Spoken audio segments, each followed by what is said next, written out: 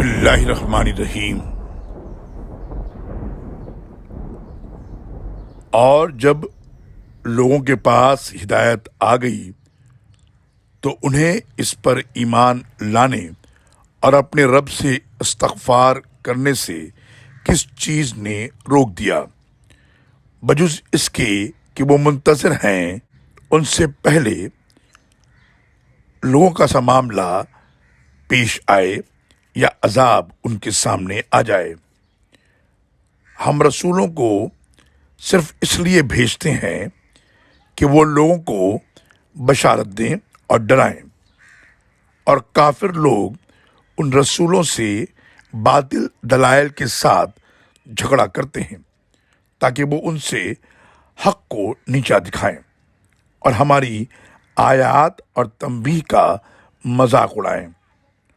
اس شخص سے بڑھ کر ظالم کون ہوگا جسے اللہ کی آیات سے نصیحت کی جائے اور وہ اس سے منہ پھیر لے اور اپنے تمام کام بھول جائے جو اس نے آگے بھیجے ہیں۔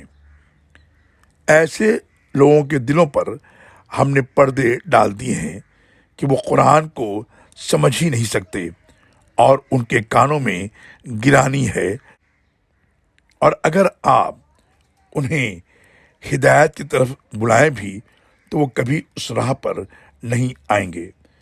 سورہ کہف آیت نمبر 55، 56 اور 57۔